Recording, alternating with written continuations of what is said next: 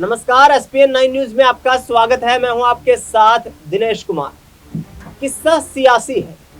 आज इस खास कार्यक्रम में हम चर्चा करेंगे हरियाणा के उन दिग्गज चेहरों को लेकर के जो सियासी सरगर्मियां मची हुई हैं कि सीएम की कुर्सी का ताज किसे पहना है। जी, अनिल विज, राव इंद्रजीत सिंह, बड़े चेहरे। नायब सिंह सैनी की ताजपोशी होने के बाद इन दोनों बड़े नेताओं ने हाईकमान के खिलाफ बिगुल फूंक दिया।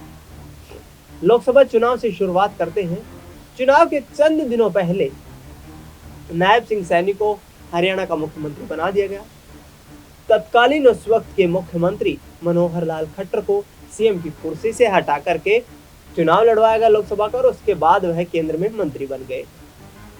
इस फैसले से बीजेपी के दो कद्दावर नेता मुखर तरीके से हाईकमान के फैसले से नाराज है। जिस तरीके से यहाँ पर राजनीतिक समीकरण तैयार हुए, दिग्गज नेताओं में प्रोफेसर रामविलास शर्मा के लिए भी एक बड़ा शॉकिंग डिसीजन था हाईकमान का।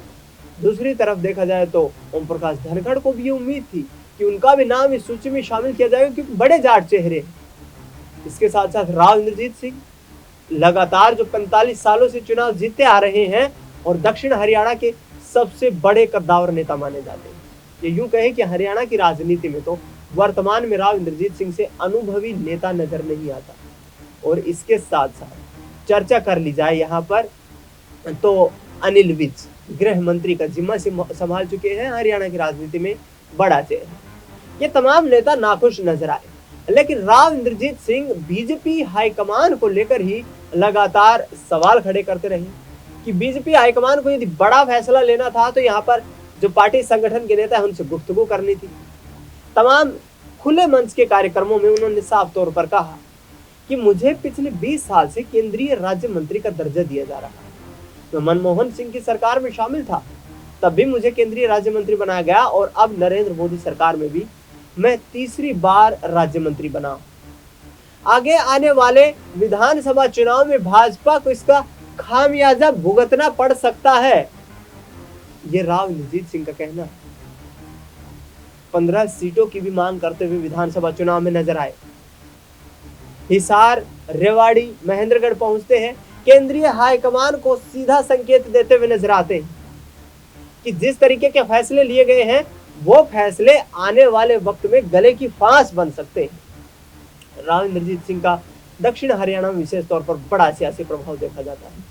रेवाड़ी, महेंद्रगढ़ की सीटों पर राव इंद्रजीत सिंह लगातार प्रभावी रहे हैं। गुरुग्राम, फरीदाबाद, मेवात में भी उनका अच्छा खासा सियासी प्रभाव है। यूं कहें कि 15 सीटें राव इंद्रजीत सिंह के सियासी प्रभाव वाली सीटें। ऐसे में भाजपा को क्या बड़ा झटका लगता हुआ नजर आएगा। अनिल विज ने पिछले दिनों कहा, जब उनसे पूछा गया कि पार्टी किसे टिकट देगी, क्योंकि चर्चा ये भी तेज है कि 25 से 30 ऐसे नए चेहरों को टिकट दी जा सकती है, जिनमें यहां तक अधिकतर चेहरों ने एक भी विधानसभा का चुनाव नहीं लड़ा। लड़ाई तो बड़ी है, सियासी शंखनाद भी हो चुका है। 1 अक्टूबर को हरियाणा में विधानसभा के चुनाव भी होने वाले। तो ऐसे में भारतीय जनता पार्टी क्या नायब सिंह सैनी के चेहरे पर ही पूरे हरियाणा को तीसरी बार फतेह कर लेगी? परिस्थितियां अलग नजर आ रही हैं। लोकसभा चुनाव ने उसकी बानगी दिखा दी है, और भाजपा के लिए ये लोकसभा का चुनाव निराश कर देने वाला चुनाव रहा है, क्योंकि 9 सीटें 2014 में जीती थी, 10 सीटें 2019 में जीती थी। वो संख्याबल घटकर 5 पर आ चुका है। विधानसभा चुनाव के स्तर पर देखा जाए तो 48 सीटों पर इस लोकसभा चुनाव में 48 हलकों में कांग्रेस पार्टी को अधिक वोट मिला। तो क्या कांग्रेस पार्टी सरकार बनाने की सूरत में दिखाई दे रही है? राव इंद्रजीत सिंह, अनिल विज जैसे बड़े दिग्गज नेताओं की नाराजगी क्या अब प्रदेश की जनता भी भांप चुकी है? क्या प्रदेश की जनता को अब प्रधानमंत्री नरेंद्र मोदी के चेहरे पर यकीन नहीं रहा? क्योंकि विपक्ष लगातार ये कह रहा है कि वर्ष 2022 तक तो किसानों की आय को दोगुना करने का फैसला लिया गया था।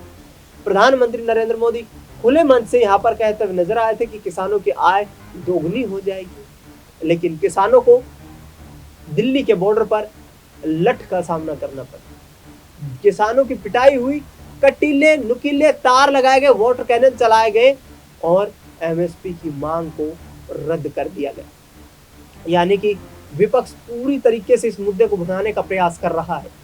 तो सत्ताधारी पार्टी के लिए गले की फांस ये है कि यदि सत्ता हाथ से निकल गई तो फिर दिल्ली से सटे हरियाणा का प्रभाव दिल्ली की राजनीति पर भी देखने को मिलेगा, क्योंकि कुल 6 महीने के बाद दिल्ली में भी विधानसभा के चुनाव होने वाले हैं। और ऐसे में यदि ये सियासी समीकरण बनते हुए नजर आए तो भाजपा के लिए मुश्किलें खड़ी हो सकती है, क्योंकि लोकसभा चुनाव में हिंदी पट्टी के तमाम जो राज्य थे उन्होंने यहाँ पर बीजेपी को निराश किया है। उत्तर प्रदेश हो, हरियाणा हो, राजस्थान हो, महाराष्ट्र हो, इन तमाम राज्यों में भारतीय जनता पार्टी की लोकसभा सदस्यों की संख्या में कमी देखने को मिली। ऐसे में अनिल विज का लोकसभा चुनाव के ऐन वक्त पर यह कहना कि प्रदेश सरकार और केंद्र सरकार की गलती थी और किसानों को हमने दिल्ली जाने से नहीं रोकना चाहिए था, इसीलिए यहाँ पर किसान नाराज हुए। यहाँ तक कि अंबाला सीट जो थी आरक्षित सीट, वो अंबाला सीट भी यहाँ बीजेपी के खाते से हाथ से निकलती हुई नजर आई। बीजेपी यहाँ पर हार का सामना करते हुए नजर आई। लेकिन देखना ये होगा कि किस तरीके का सियासी प्रभाव आगामी वक्त में भारतीय जनता पार्टी बना पाएगी, किस तरीके से राजनीतिक गतिविधियां तय होती हुई नजर आएंगी, किस तरीके से भाजपा आगामी वक्त की राजनीति को साध पाएगी। बड़ा प्रश्न चिन्ह खड़ा हो रहा है, बड़ा सवाल खड़ा हो रहा है।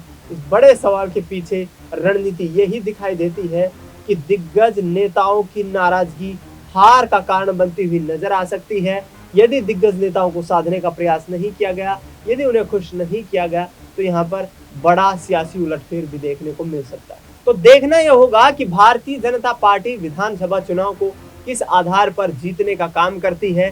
क्या दिग्गज नेताओं को साधने के लिए उन्हें खुश करने का प्रयास किया जाएगा? क्या राव इंद्रजीत सिंह की नाराजगी यहाँ पर पार्टी के लिए कोई मुश्किलें खड़ी करती हुई जो नजर आ रही है वो शांत हो पाएगी? क्योंकि मनोहर लाल खट्टर पर भी कहीं ना कहीं डायरेक्टली रूप से राव इंद्रजीत सिंह ने निशाना साधा है। उन्होंने कहा कि 2014 में जो एक बार मुख्यमंत्री जो विधायक बनकर के आए, 2024 में जो एक लोकसभा का चुनाव जीते, उन्हें केंद्रीय कैबिनेट मंत्री पद दे दिया जाता है और मुख्यमंत्री बना दिया जाता है, जबकि जो लोग लंबे वक्त से संघर्ष कर रहे हैं उनकी पार्टी कोई यहाँ पर बात सुनती नजर नहीं आ रही। तो अब आगामी वक्त की राजनीति काफी दिलचस्प हो चुकी है। कुछ और भी गठबंधन होते हुए नजर आ सकते हैं।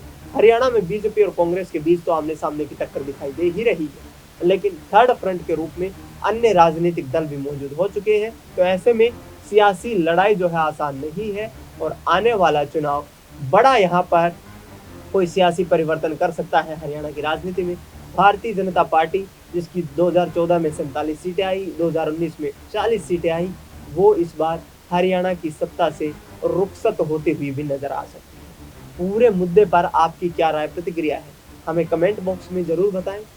फिलहाल इस खास कार्यक्रम में इतना ही। देश दुनिया की तमाम बड़ी खबरों के लिए आप देखते रहिए SPN 9।